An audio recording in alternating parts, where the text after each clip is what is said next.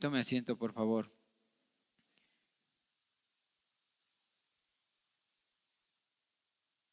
Y como usted pudo, hermano, haber visto en la publicidad que elaboré en el momento de presentar que iba a ser expuesto esta semana, a muchos títulos se vienen a la mente de lo que uno puede estudiar en esta ocasión.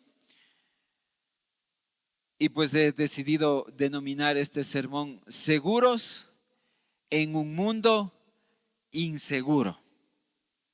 ¿Cómo se puede estar seguro en un mundo inseguro? Parecería una contradicción, ¿verdad? Porque este mundo hoy por hoy me ofrece seguro médico, seguro social, seguro del automóvil. Y es interesante, ¿no? Que el seguro no puede evitar que usted tenga un accidente de tránsito. O usted conoce un seguro que puede evitar, un seguro de auto, que puede evitar que usted tenga un accidente de tránsito. O un seguro de salud que pueda evitar que usted se quebrante en su salud. No, ¿no es cierto? O hermanos, los seguros de vida puede evitar que usted pierda la vida. No. Ahora, el hecho de estar, hermanos, seguros en un mundo seguro es la confianza de que nosotros vamos a poner nuestras vidas en las manos del Señor en este mundo caído y corrompido. Lo que el texto acaba de mencionar, si lo podemos poner en una proposición, Dios usa los sufrimientos temporales, escúcheme bien, Dios usa los sufrimientos temporales para perfeccionar, afirmar, fortalecer y establecer a sus hijos, conduciéndolos finalmente a su gloria eterna. Todo lo que nosotros vamos a pasar en este mundo es temporal y Dios lo permite para perfeccionar, afirmar, fortalecer y establecer a sus hijos. Tiene un propósito porque todo esto me lleva y me conduce a la gloria venidera, a la gloria que yo tendré con el Señor. Si hemos sido sus hijos, téngalo usted por seguro que cuando cerremos nuestros ojos y pasemos de esta carne natural de vida a muerte, hermano, viviremos eternamente. Y mucho se ha mencionado, ¿no? De que esto que nosotros llamamos vida y tal vez llegue el momento en el que nosotros partamos de este mundo, no es el fin de todo. Ahora, tampoco va a ser que si yo no creo, pues no va a pasar nada. Estamos viendo en la clase de sectas cómo estos grupos llamados mormones o testigos de Jehová enseñan una doctrina de que el infierno no existe. Entonces simplemente cuando llegue el juicio, ellos se desvanecerán como que nunca hubieran existido. Simplemente esto es un pretexto y es un engaño del enemigo, pues sabemos quién es el que está detrás de todo esto. Increíblemente vemos cómo algunas sectas están creciendo cada vez más y más. Y pues hermanos, nosotros, en el caso mío como pastor de esta iglesia, mi deber es enseñarle a usted a confiar en el proceso de Dios en medio del dolor. Y recordarle que el sufrimiento no es el final, sino el medio por el cual Él nos forma para su gloria. ¿Cuántos han sufrido en esta vida? Han tenido momentos dolorosos de llorar, de quebrantarse. Hermanos, por más cristiano que usted sea, va a tener momentos de dolor en esta vida, momentos de sufrimiento en esta vida. No piense usted que por más cristiano que sea, menos sufrimiento. No. El sufrimiento es inevitable, hermanos. Es por eso que el evangelio de la prosperidad va en contra de lo que realmente la Biblia enseña. Y ya no es solamente el evangelio de la prosperidad enseñando lo material, porque una modificación o un brazo extendido del evangelio de la prosperidad es esa prosperidad no solo material, sino emocional. Si tú sufres, dicen ellos, porque eres un pecador, algo has de haber hecho, no te mereces el bien, sino el mal. Y venden esa idea. ¿Y qué es lo que ellos mencionan y predican? Es que usted tiene que ser feliz, feliz, feliz. Y eso es lo que enseñan ellos. Han desviado un poquito, tal vez en cierta rama, lo próspero, que eso ya hablamos hace algunas semanas, a motivarle a usted que es una persona que no debe sufrir en este mundo. Y hermanos, este es un engaño del enemigo. Porque estamos en un mundo caído.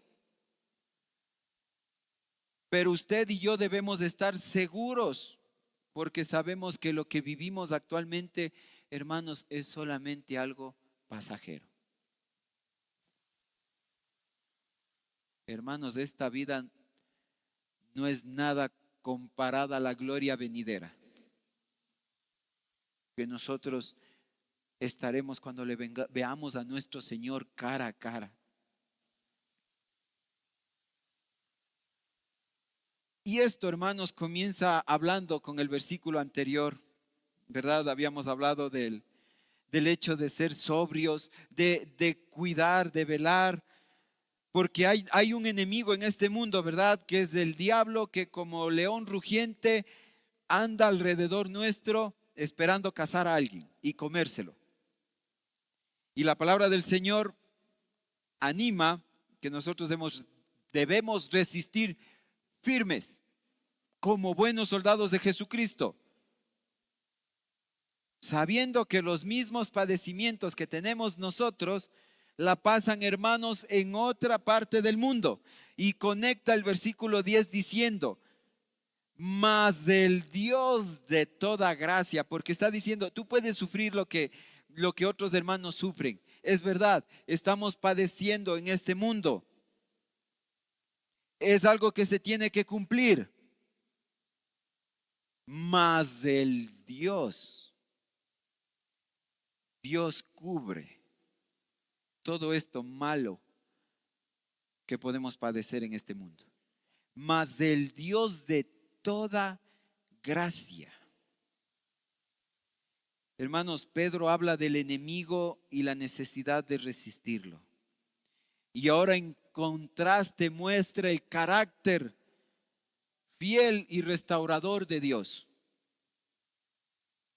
Hemos hablado cómo el oro, una joya, tiene que pasar por un proceso de fuego. A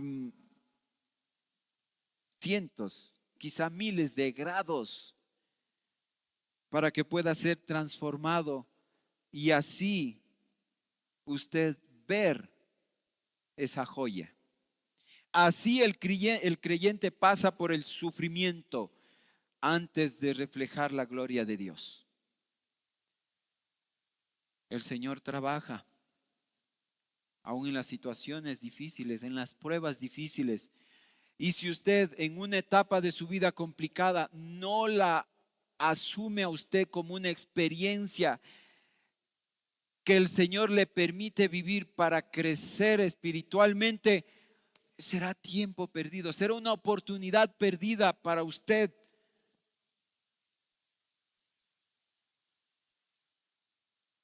Esto no quiere decir, mi amado hermano, que en los momentos de quebrantamiento y en la intimidad de su hogar o de su mismo ser, usted levante un reclamo a Dios. Y muchas veces decimos, ¿no? ¿Por qué Dios permitiste esto? Es una realidad en esta vida. Estos textos nos revela tres verdades que deben someternos en tiempos de prueba. ¿Quiere saber usted qué hacer en las pruebas de la vida? Tenga usted presente estas verdades. Número uno, comienza el texto bíblico diciendo: el Dios de toda gracia. Mas el Dios de toda gracia viene ¿de quién? De aquella fuente inagotable de gracia que es Dios. Hemos sido salvos por gracia. ¿Y qué es la gracia? Un regalo que yo no merezco. Esa es la gracia. Que nos llamó a su gloria eterna en Jesucristo. ¿Cuál es la fuente del consuelo, hermanos? Cuando usted está pasando las pruebas, ¿cuál es esa fuente de consuelo en decir el Dios de toda gracia? Ahí está la respuesta, el Dios mismo. Esa es mi fuente de consuelo, saber que Dios está ahí, que Dios me da su gracia. Y Pedro enfatiza que toda ayuda, perdón, fortaleza y esperanza provienen de su gracia. Yo no tuve que hacer nada. Un regalo inmerecido. Porque como menciona Romanos 3, por cuanto todos pecaron y están destituidos de la gloria de Dios. Y Dios llama. El llamado de Dios es que Él nos llama a su gloria eterna. Pero antes de ver este llamado de Dios, al saber que de Dios viene la gracia, yo quiero pedirle, vamos en esta mañana a utilizar algunos pasajes bíblicos, a 2 de Corintios 12:9. Segunda a los Corintios, capítulo 12, verso 9. Y vemos ahí el aguijón de Pablo, ¿verdad?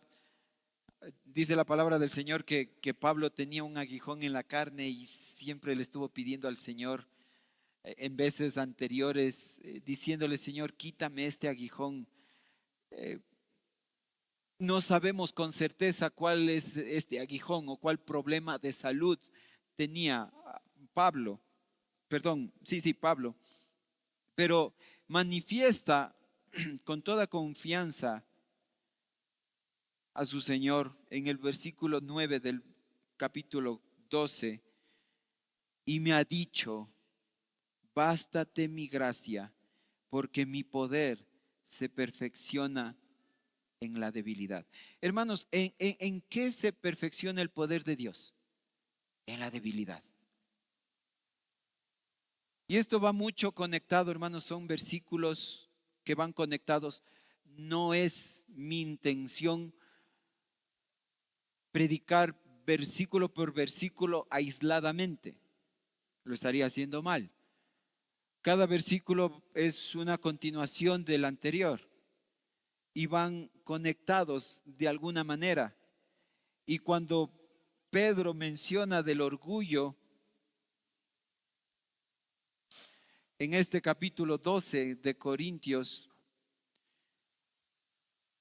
habla de que Dios permite este aguijón en la carne de Pablo para que Pablo no se olvide de quién viene todo. ¿Es así? Mi poder se perfecciona en tu debilidad, en mi debilidad.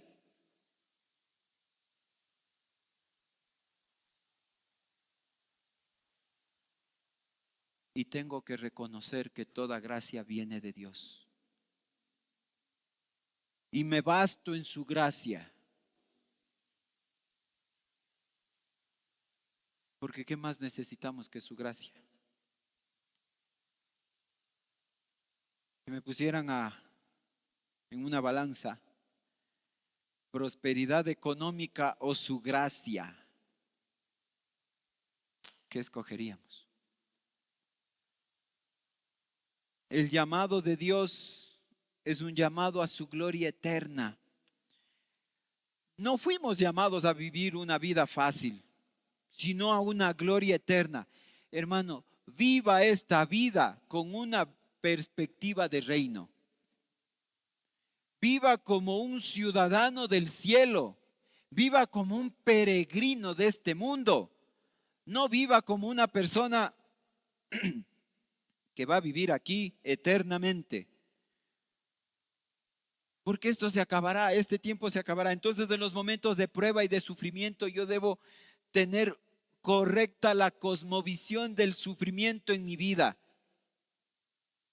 Porque si yo tengo una mala cosmovisión del sufrimiento en mi vida, una mala teología del sufrimiento en mi vida, tal vez yo termine alejándome de Dios, diciendo y creyendo lo que el Evangelio de la Prosperidad enseña. O los motivadores enseñan, porque hoy en día, hermanos, eso no es una realidad. Ya no existen predicadores, existen motivadores.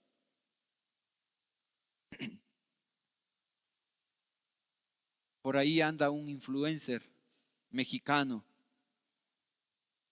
dando palabras de ánimo, cogiendo la Biblia y dando palabras de ánimo. Pero yo jamás le he escuchado a este hombre hablar del sufrimiento, del perdón, del que tenemos que humillarnos. Y por ahí anda el hombre llenando estadios, coliseos, y la gente llamándolo pastor. Todo muy alejado de la realidad. Hermanos, la vida cristiana no se mide por comodidad, sino por propósito. Mire lo que dice Romanos 8:18. Y si ustedes de los hermanos que toman nota, por favor, quisiera que usted pudiera estar muy atento. Y yo sé que hay hermanos inclusive que resaltan los versículos bíblicos para que luego los puedan encontrar más fácilmente. Romanos 8:18 es uno de aquellos versículos que usted puede tomar a consideración cuando vea a una persona que está en sufrimiento y tal vez quiere soltar la toalla. Romanos 8:18 dice: pues tengo por cierto que las aflicciones del tiempo presente no son comparables con la gloria venidera que en nosotros ha de manifestarse. ¿En qué presente o en qué forma está escrita la oración? En futuro. Mire muy bien que el texto no está hablando diciendo la gloria venidera que en nosotros se ha manifestado ya. Y en esto hay este estudio, no, sí, pero no. Hemos entrado en el reino de Dios, pero su consumación final será el día del Señor. Sea que nosotros muramos o sea que el Señor venga por segunda vez. Algo que todavía está en su plenitud, lo viviremos en el futuro. Por eso es que no debemos confiar en aquellos que nos dicen que es hoy, que todos los beneficios serán hoy. Hermanos, es verdad cuando un cristiano es borracho, perdón que lo diga así, y conoce la palabra de Dios y deja de ser borracho, ok, está bien, pero el evangelio es algo más que eso.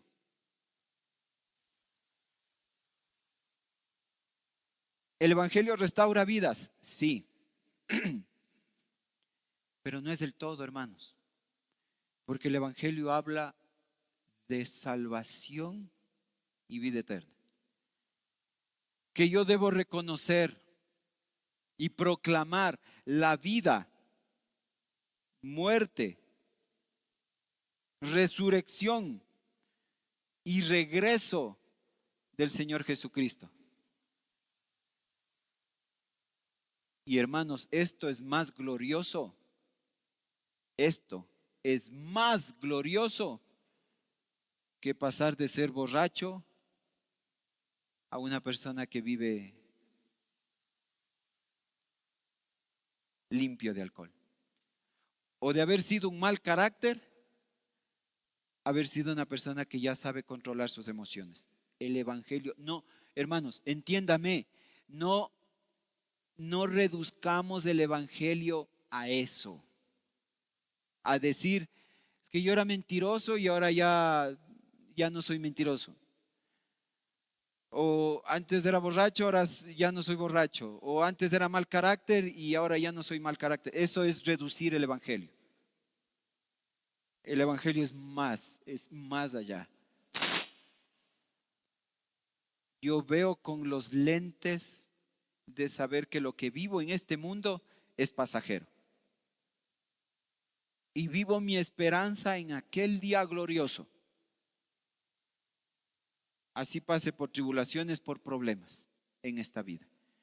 Mi vista está en el reino, junto con mi Señor. Y juntos con todos aquellos, como dice Pablo en Timoteo, con todos aquellos que anhelan su venida. ¿Que es difícil? Claro que sí. Pero las aflicciones del tiempo presente no son comparables con la gloria venidera. ¿Y cómo aplico esto yo a mi vida? Pues cuando recuerdas quién te llamó y a dónde te lleva, puedes soportar lo que estás viviendo. Cuando sabes quién te llamó. Cuando conoces a aquel que te llamó. Porque si no le conoces a aquel que te llamó, aquel que te ha dado la salvación por gracia a través de Jesucristo, ¿cómo puedes tener esa relación con alguien que no conoces? ¿Cómo puedes tener esa fe, esa esperanza si no conoces al dador de esa esperanza? La gracia que te salvó, mi amado hermano, escúcheme bien, la gracia que le salvó es la misma que le sostendrá. La gracia que te salvó es la misma que te sostendrá, la misma gracia. No por mis méritos, no por mis fuerzas, sino por los méritos de Cristo. Hemos visto que el versículo 10 habla, ¿no?, del Dios de toda gracia. Y ahora vemos en el versículo 10 mismo el propósito del sufrimiento. Después que hayáis padecido un poco de tiempo. ¿Qué quiere decir esto? Que el sufrimiento es temporal. Es la buena noticia, hermanos. El sufrimiento es temporal, no será para siempre, no será eterno, porque Cristo ya venció en la cruz para que el sufrimiento sea temporal. Pedro dice, por un poco de tiempo. Esto implica, no durará para siempre. En comparación con la eternidad, En comparación con la eternidad, nuestras pruebas son breves, son pasajeras. Ahora acompáñenme a 2 Corintios 4:17, por favor. 2 Corintios 4:17.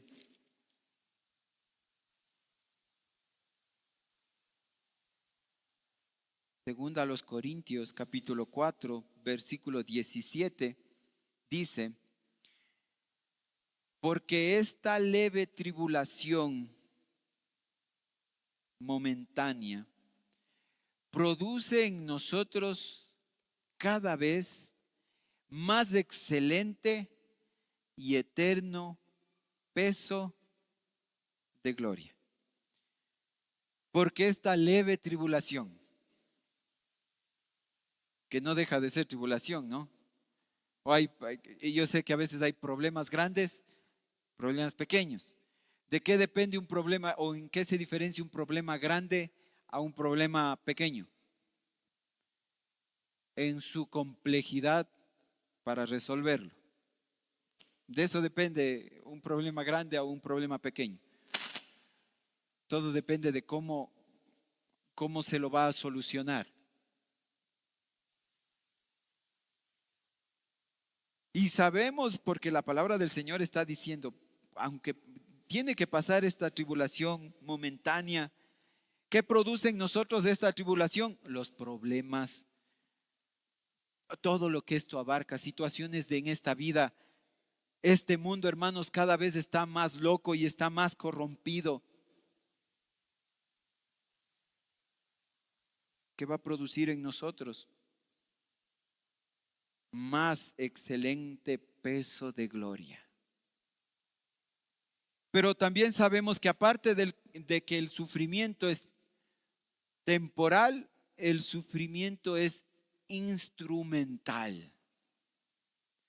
Dios no desperdicia el dolor, lo usa para madurarnos.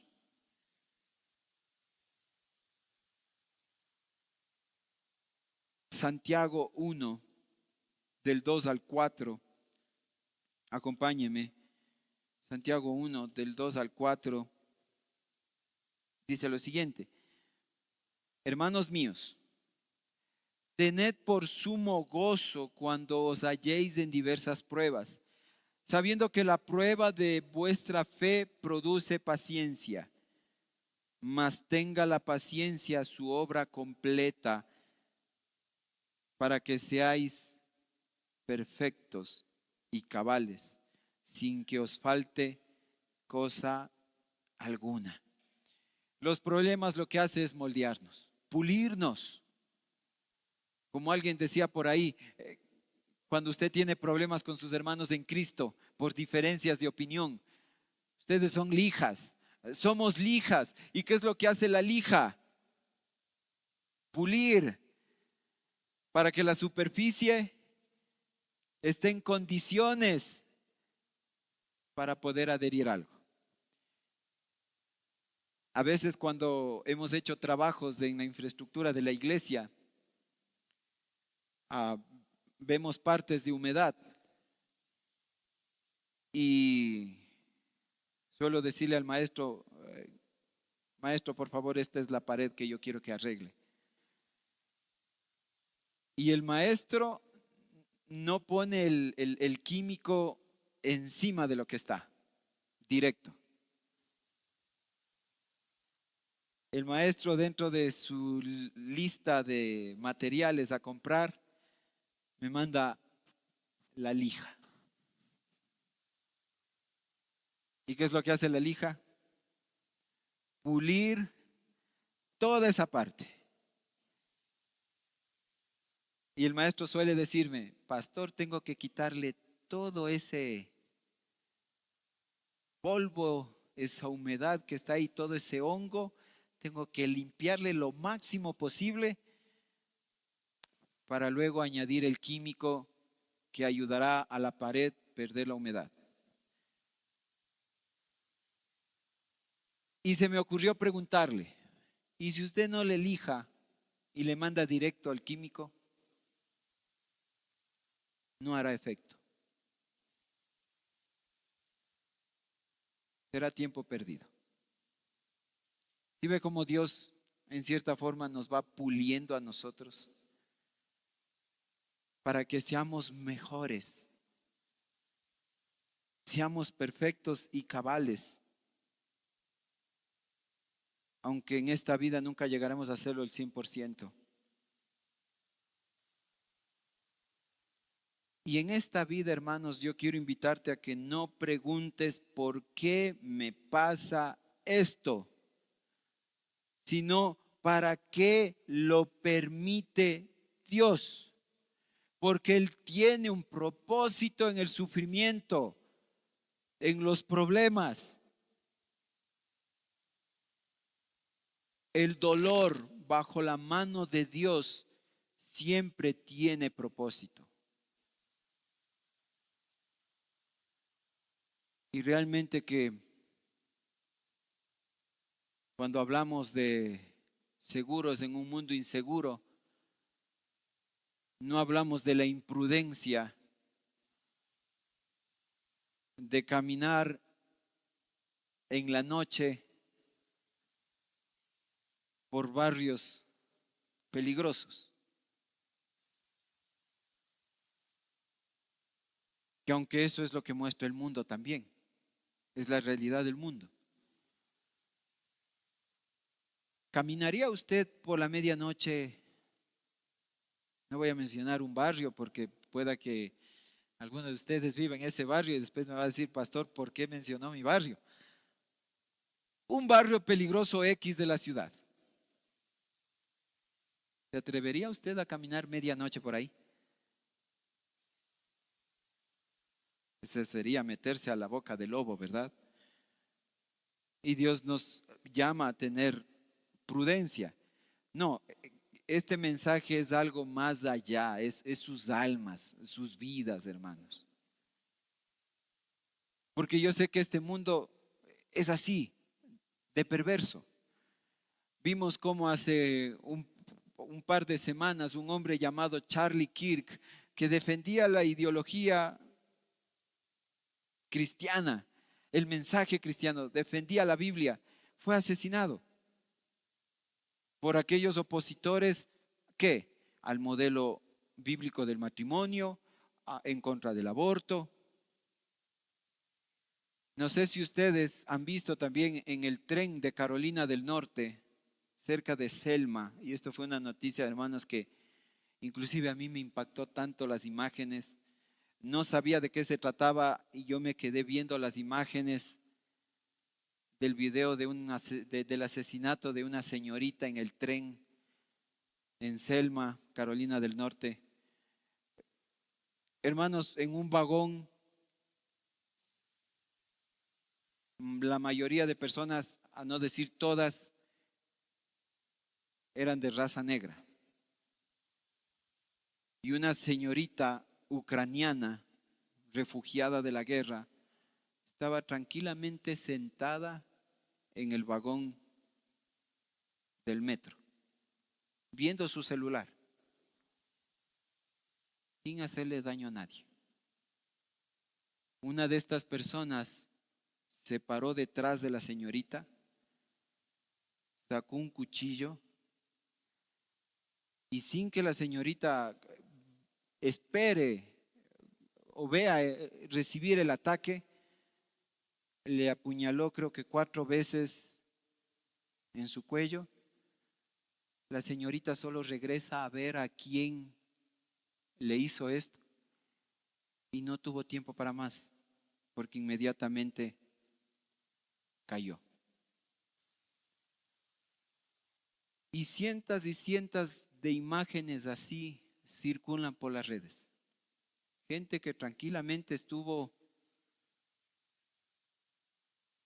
haciendo alguna actividad o simplemente estuvieron ahí parados y recibieron la consecuencia de este mundo, la maldad de este mundo, la consecuencia de vivir en un mundo caído. ¿Estamos libres? Por más cristiano que usted sea, por más conocedor que sea de la palabra de Dios, ¿está usted exento del peligro de este mundo? No. Pero ¿cuál es la diferencia? ¿O qué va a marcar la diferencia, mi amado hermano? ¿Qué va a marcar la diferencia? Que usted confíe en el Señor aún en medio de los problemas. Que usted cada mañana que se levanta dé gracias a Dios por la oportunidad de permitir sus ojos ver el amanecer de un nuevo día. Pero encomendarse al Señor, encomendar su vida al Señor, porque usted no sabe qué peligro habrá allá afuera.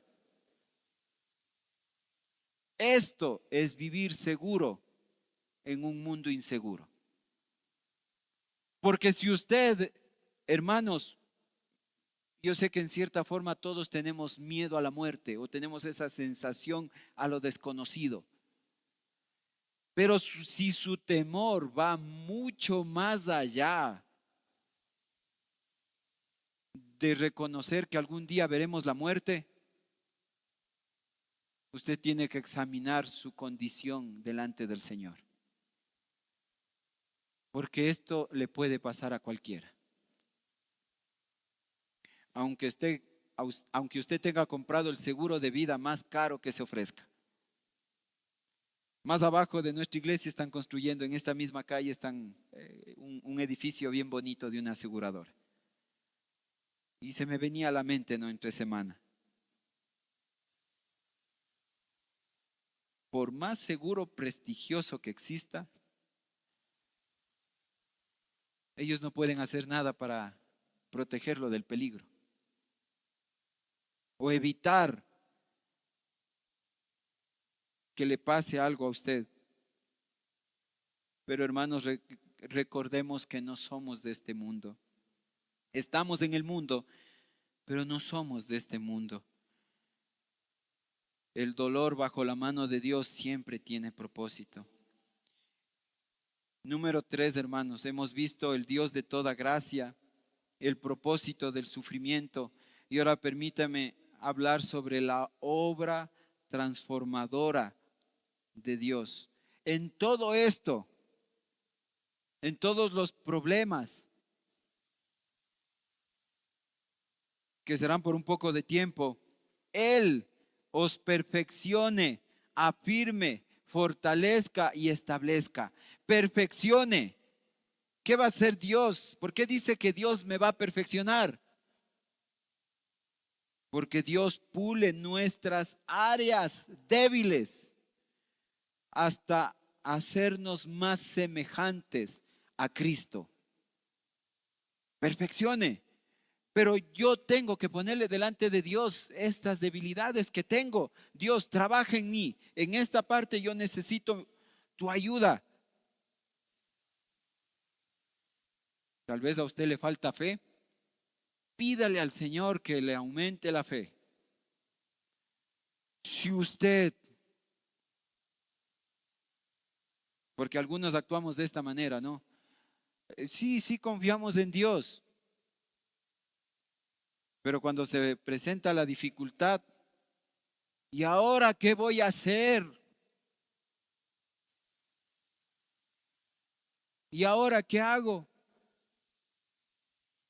Y a veces probamos algunas soluciones y cuando ninguna de las soluciones ha dado una solución,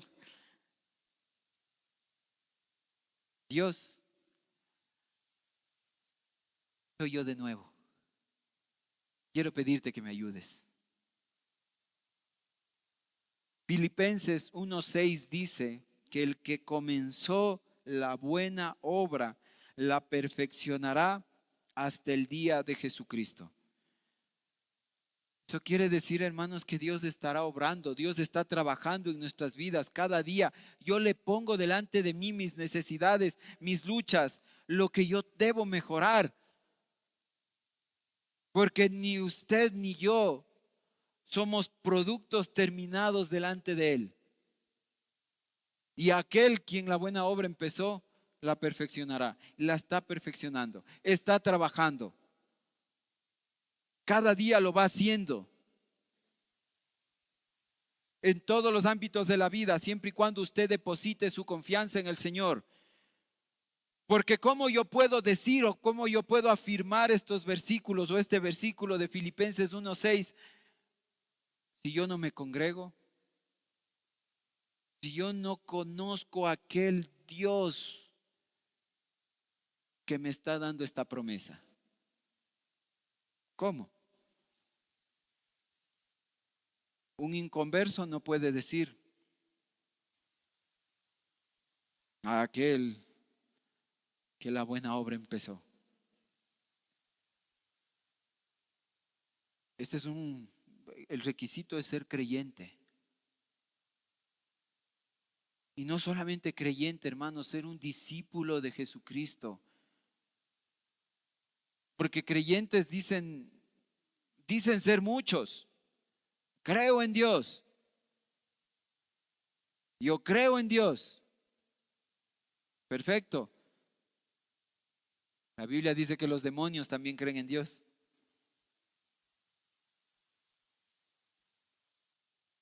Dios va a ir perfeccionando, pero también afirmando.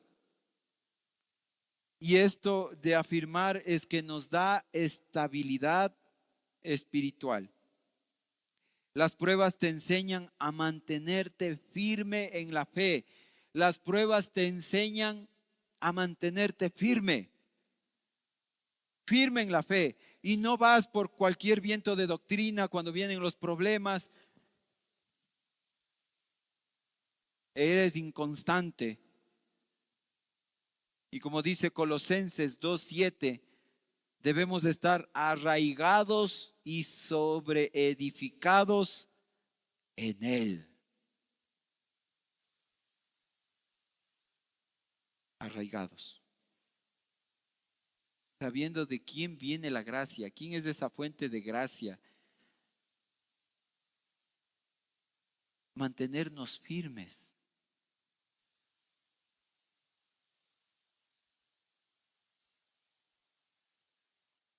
Y esta palabra arraigados va mucho más allá de simplemente estar agarrado de algo.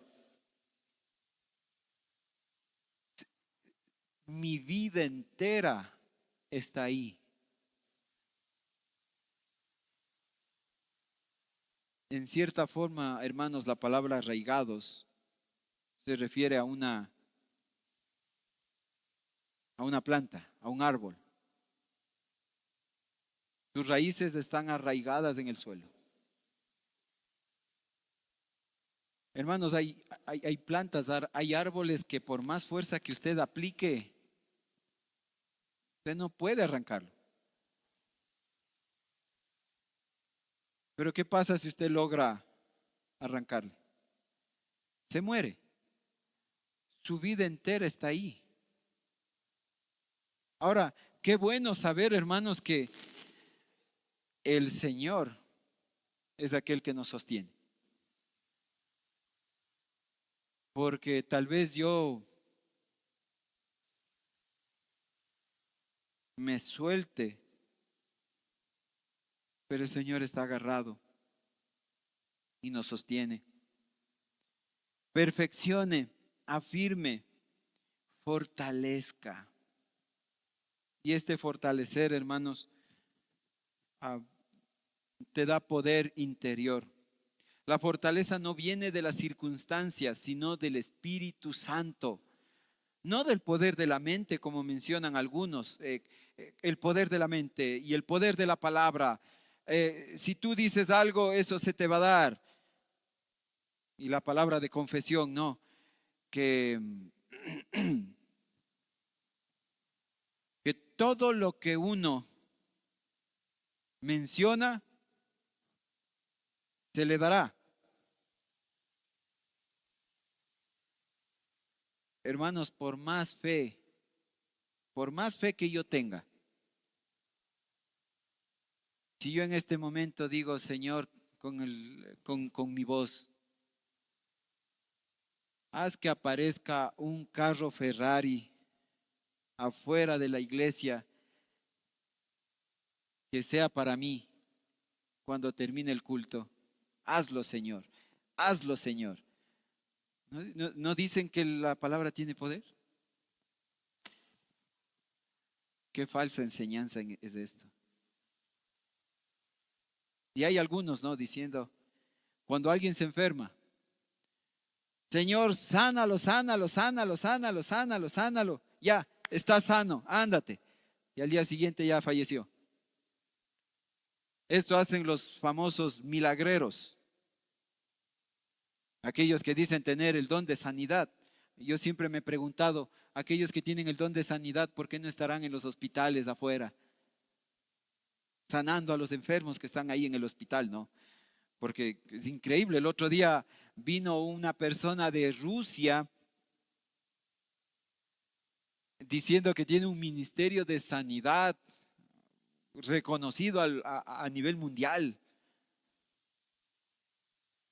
Y fulano de tal tiene el don de sanidad.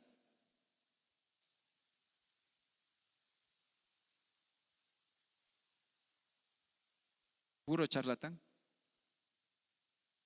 Porque si Dios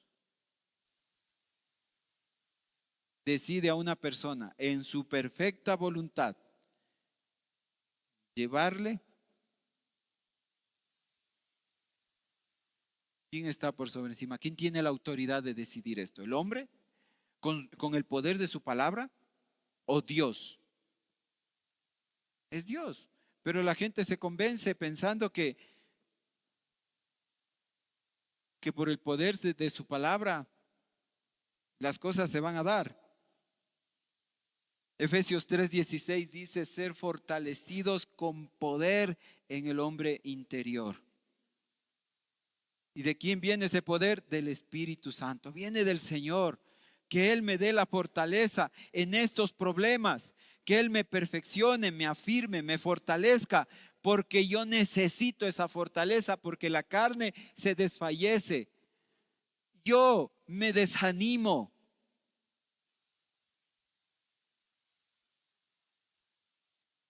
Y pensar lo contrario, hermanos, es pensar erróneamente. No es pensar bíblicamente. Establezca. Sí, ya vimos el perfeccione, afirme, fortalezca y ahora establezca. Y esto quiere decir que nos da el fundamento sólido. Después de la tormenta quedas más firme que antes, cuando has dejado que el Señor obre en ti. Cuando en los problemas pusiste tu vida entera delante del Señor, Él te hará más firme. Dios no solo repara, te reconstruye sobre roca firme.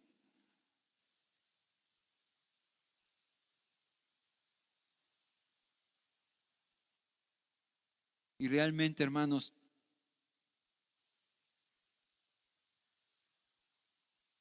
en esto de establecer, usted sabe, ¿no? Viene de esta palabra, aquellos emprendedores cuando ponen su negocio nuevo.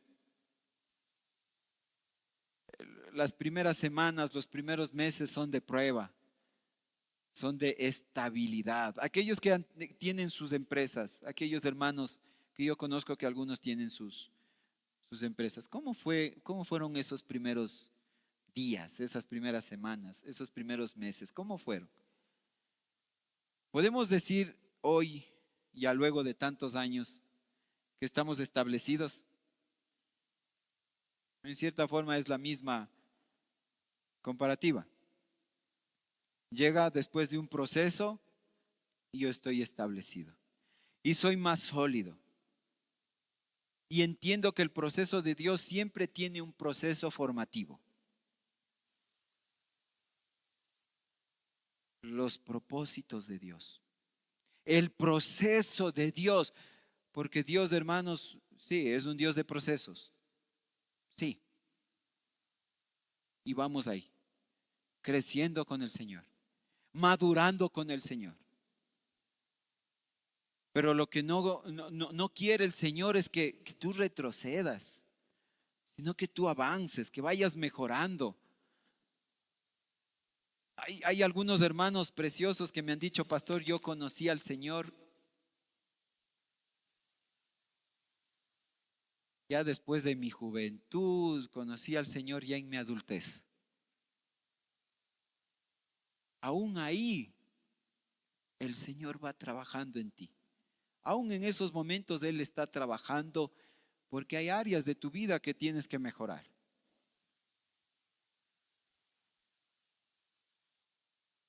Y le he puesto esta frase aquí: no salgas del horno antes de tiempo. Deja que Él complete su obra. Y el versículo 11: a Él sea la gloria y el imperio por los siglos de los siglos. Amén. Toda la gloria, el reconocer que todo lo bueno proviene de Dios. Le damos la gloria a Él porque reconocemos que todo viene de Él. Todo el imperio. ¿Y qué es el imperio? Reconocer su soberanía. Reconozco que Dios, es el dueño de mi vida, aún, incluso en el sufrimiento.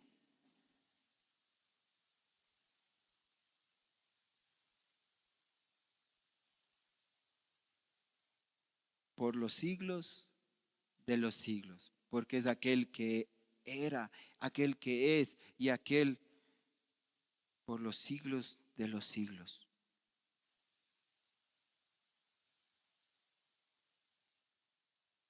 Y termina diciendo este versículo: amén. ¿Por qué? Porque afirma con fe todo lo dicho anteriormente. Afirma con fe que todo lo dicho es verdad y que se cumplirá. Amén. Así sea. Si tenemos que sufrir en este mundo, aceptemos, pero pidamos al Señor su ayuda y misericordia, hermanos. Pidamos al Señor su protección, su misericordia. Adora a Dios no solo por lo que hace, sino por quién es Él. Y que ese sufrimiento, hermanos, escúcheme bien, que ese sufrimiento termine en adoración cuando comprendemos su propósito. Y adórele al Señor. Aún en medio de los problemas, en medio de las dificultades, que esos problemas tengan un cierre con la adoración a nuestro Señor. Para terminar, hermanos, el sufrimiento no es castigo, es un proceso. La gracia no nos evita el dolor, pero nos sostiene en medio de él. Al final, Dios no solo nos levanta, sino que nos perfecciona, nos afirma, nos fortalece y nos establece. Quiero pedirle que podamos leer el texto de Juan 17 del 9 al 11 para terminar esta mañana.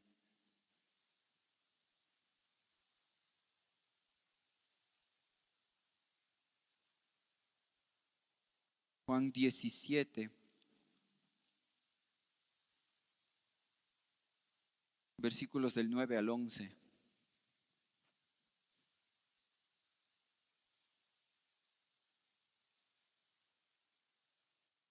Hablando el Señor Jesucristo: yo ruego por ellos, no ruego por el mundo, sino por los que me diste, porque tuyos son. Y todo lo mío es tuyo, y lo tuyo mío, y he sido glorificado en ellos. Y ya no estoy en el mundo, mas estos están en el mundo, y yo voy a ti, Padre Santo, a los que me has dado, guárdalos en tu nombre, para que sean uno, así como nosotros. Cierre sus ojos, por favor.